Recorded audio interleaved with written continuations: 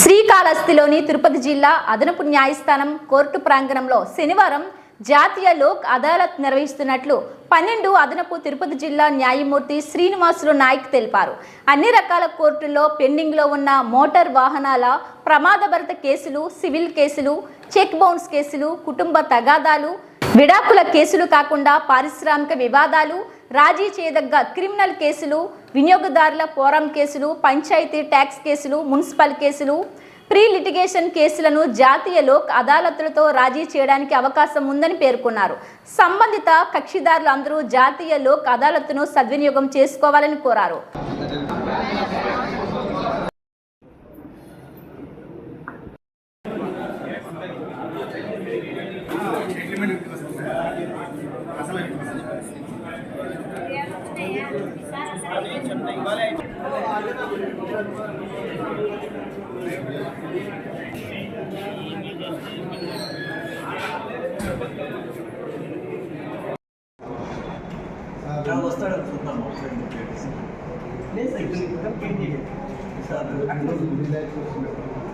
Phone చేయండి.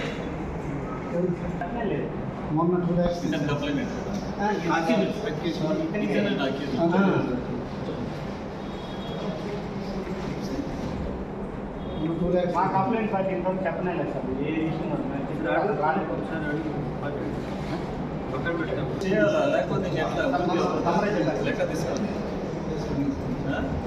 ఇంకెప్పుడు చేసుకుంటారు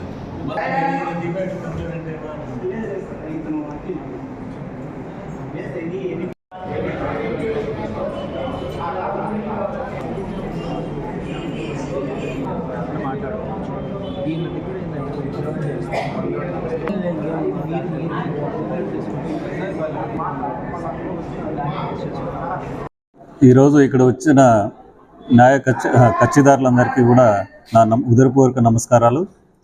ముఖ్యంగా నేషనల్ లీగల్ సర్వీస్ అథారిటీ వాళ్ళు ఎవ్రీ 3 months లోక్ అదాలత్ అనేది నిర్వహించడం జరుగుతూ ఉంది.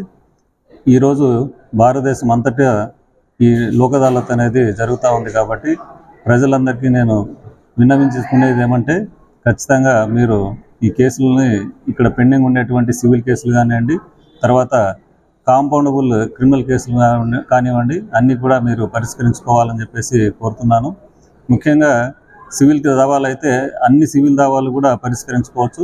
క్రిమినల్ దావాలు అయితే కనుక కాంపౌండబుల్ అఫెన్స్ 337 IPC, తర్వాత భార్యాభర్తల కేసులు కానివ్వండి, తర్వాత భరణం కేసులు కానివ్వండి, ఇంకా మిగతా కేసులు ఏవైనా కూడా NI యాక్ట్ కేసులు కానివ్వండి, ఇలాంటి కేసులు కూడా ఈరోజు పరిష్కారం చేయడం జరుగుతూ ఉంది.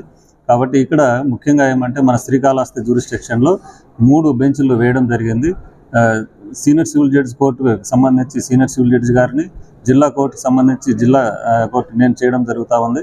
అదేవిధంగా జూనియర్ సివిల్ జడ్జి, మ్యాజిస్ట్రేట్ కోర్టుకు సంబంధించి జూనియర్ సివిల్ జడ్జి గారు చేయడం జరుగుతుంది. కాబట్టి నేను మీ మీడియా ద్వారా కోరుకునేది ఏమంటే, ఈ విషయాన్ని మీరు ప్రజలకి అందరికీ తెలియజేసి చాలా వరకు చైతన్యవంతులు చేయాలి. తర్వాత రాబోయే లోక్ అదాలత్కు కూడా మీరు నాకు బాగా కృషి చేయాలి ఈ కేసులు పరిష్కారం చేసుకోవడానికి. కాబట్టి ఇంతటితో మీరు ఇచ్చిన ఈ అవకాశాన్ని